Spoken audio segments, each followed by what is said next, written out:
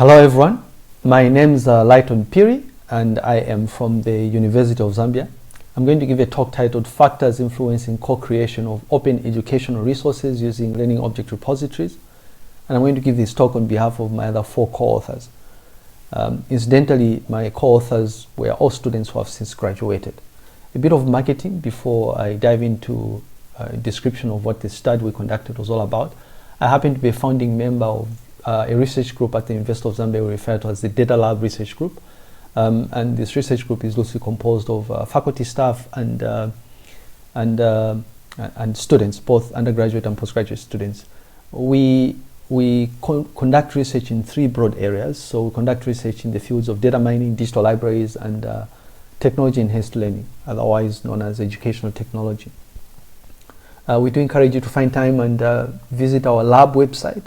There's additional information aligned with some of the research that we do and other publications that we have authored in the recent past. We're always keen to work with other researchers out there that would be interested in the things that we do. So this is going to be the outline of the main presentation. I'm going to start off with the introduction. So this broad landscape of so-called open educational resources has actually been around for quite some time now, a couple of decades at least.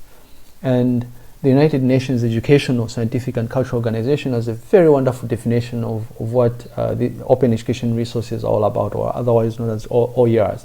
So UNESCO defines OERs as being teaching, learning and research materials that are available in the public domain or released under an open license that makes it possible for the public to access, use and adapt the materials with limited or no restrictions at all. So crucial to OERs is this notion of an open license. The interesting thing about OERs is alongside that development, there's been a need to ensure that these materials remain relevant and not static. In other words, a need for these sort of materials to be up to date. What is crucial to this, though, is this notion of ensuring that end users or other people are able to co-create open education resources. Encouraging potential users of OERs not to be just consumers of the OERs, but also to be producers of the OERs. In terms of specific avenues that are available out there in facilitating access to these OERs, there are quite a number of portals that are available, but perhaps some of the well-known portals include platforms such as OER Commons. So OER Commons not only facilitates access to already existing OERs, but also makes it possible for producers of OERs to actually upload newer content or remixed content, or rather content that has been adapted. Yet another popular platform is so-called MIT OpenCourseWare. Similar concept to OER Commons, but perhaps the focus here is on university-wide teaching, learning and research materials. So it turns out that these platforms that are used to make available OERs are referred to as learning object repositories, and these happen to be a category of a specific type of information management system called digital libraries. Essentially what these learning object repositories do is they facilitate the storage, management and access of, in this case, open education resources. The thing with these learning object repositories is that the technology, or the technicalities of setting up and configuring these OERs is arguably a trivial task. The problem comes in when you introduce the human element to this. So it turns out that a number of educators will only use learning object repositories as consumers rather than producers. So the vast majority of people will use platforms like Open MIT Courseware, for instance, and OER Commons to download content rather than to share content. And this is the problem that we set out to address, really. So the main objectives of of our study really was to investigate the use of so-called learning object repositories for facilitating the co-creation of open education resources by educators. And more specifically, what we did was we set out to identify appropriate types of OERs that could be stored in a typical OER learning object repository. This was especially important for us because the study was really contextualized within the Zambian context. So any reference to OERs and learning object repositories and educators here is most specific to Zambia or the Zambian context. The other specific objective was to determine the personal motivating factors that would encourage Zambian educators to actually co-create open education resources. And then finally, to demonstrate the feasibility of setting up an open education resource learning object repository that would be flexible enough to incorporate aspects associated with objective number 2, the potential personal motivating factors that would encourage users to be co-creators of OERs. Essentially, the goal of the third objective was to demonstrate that it would actually be possible to set up an OER repository that would be designed in such a way that it would take into account factors that would influence the co-creation of OERs. Crucial to what we did, and more specifically to objective number 2 here, is the uses and gratification theory. And this theory, in essence, is used when examining how users consume media and digital content. The goal really of the uses and gratification theory, at least within this context, is to understand how the use of digital content gratifies user needs. To be more precise, what we did was we used Raphael et al.'s adaptation of the uses and gratification theory to enable us focus on potential personal motivating factors. And so what Raphael et al. Do is they have 7 proposed factors that influence how users will potentially contribute content.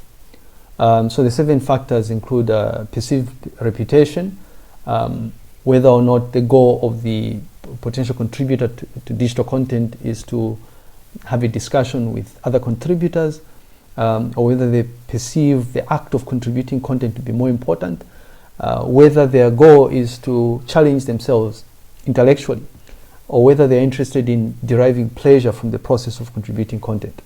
The other factor is the perceived need of sharing knowledge to other people out there.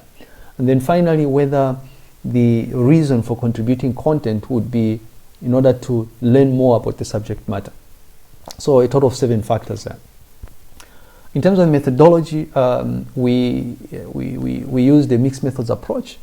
And more specifically, what we did was we conducted 2 sub-studies essentially. The first study was a user survey, which was aimed at addressing research objectives number 1 and number 2. So essentially identifying the appropriate types of OERs and then also identifying personal motivating factors.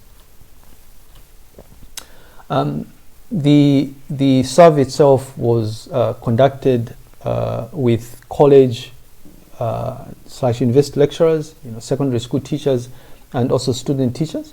So a total of 42 of them were randomly sampled. And the goal there was to have them respond to a questionnaire that was designed in such a way that it had aspects of the uses and gratification theory, but also questionnaire items that were aimed at eliciting details associated with objective number 1. The other study was aimed at setting up or implementing an OER learning object repository that would demonstrate that it would indeed be possible to actually set up an OER learning object repository. And what we did in order to implement this learning object repository is we used an open source, a freely available open source framework called Islandora, essentially. So in terms of the results, it was really interesting to note that there were specific types of OER materials that users had a preference for, So these were materials that potential users of the learning object repository would want to add to the learning object repository, but also download from the learning object repository. We see here that certain specific OER materials are preferred, so things like lecture slides, for instance, here, and lecture modules or teaching modules, and to a certain extent things like slides, for instance. And of course, I mean, there are specific types of materials that were perceived to be not very relevant. So you notice that materials such as images, for instance, were perceived to be not very relevant. And then the questionnaire was also designed in such a way that we elicited the importance associated with some of the materials that were perceived to be very important. So essentially we asked the users to rank the importance of the different materials. We see here clearly that materials such as the syllabus were highly ranked, followed by videos, images, and then finally animations. Right? All of this was done to enable us identify what sort of materials would have to store in the learning object repositories, rather. And then finally, the part of the questionnaire item that was aimed at identifying the possible motivating factors yielded the following results. It was interesting to actually note that the contributing factor happens to be the one that was highly rated, followed by factors such as learning and derivation of pleasure, for instance, and to a certain extent, I guess the perceived reputation that one would derive by contributing content in the learning object repository. There was a part of the questionnaire that was tailored in such a way that we were eliciting open-ended responses from the participants, and essentially we were interested in having them tell us what they felt would inspire them or influence other educators to actually actively participate in the creation or co-creation of open education resources. And what we noticed once we did a thematic analysis of the open-ended responses is that there are certain responses that were actually aligned with the users and gratification theory, which is what we are showcasing on this slide. And interestingly enough, the vast majority of open-ended comments associated with the user and gratification theory were leaning more towards the sharing of knowledge. So also showcasing some sample specific responses coming in from the participants. And then there were a few responses that were not really aligned with the users and gratification theory. This was very interesting for us. What we see is that the theme associated with incentive had the highest number of responses. So it would seem as though there are some respondents that strongly felt that providing an incentive would be a very strong catalyst in ensuring that people are active co-creators of open education resources. So the learning object repository itself was set up using the Islandora framework. The slide here just showcases the architecture of Islandora. It happens to be made up of certain key components. So the front end is powered by the Drupal content management system. And then the repository sub-layer makes use of Fedora Commons, a very highly flexible and scalable repository platform.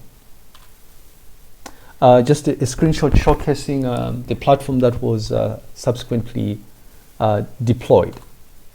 In terms of the conclusion, we see that building open education learning object repositories that explicitly motivate educators to contribute content has the potential of ensuring that the resulting content is much more useful in the long run. More importantly, also, the content will be more recent. A key point to stress here is that while technology is important, focusing on aspects that would ensure that users of OERs, active co-creators of the OERs, is really an important thing to take into account when designing OER learning object repositories. In terms of potential future work, we have plans to conduct extensive evaluation studies that are aimed at figuring out the potential usability and usefulness of such open education resource learning object repositories.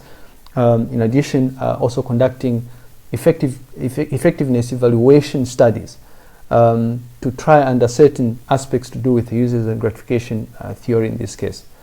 And then finally, we plan to tie some of the things that have come out of this work with our prior work that was aimed at proposing the use of complex type of open education resources, which we refer to as reusable orchestration appliances. Thank you very much. I will pause for questions now. I hope we have a very wonderful, productive discussion. These are some of the references that were used to prepare the slide deck, and most of these references are actually pulled from the paper itself. All right, thank you very much.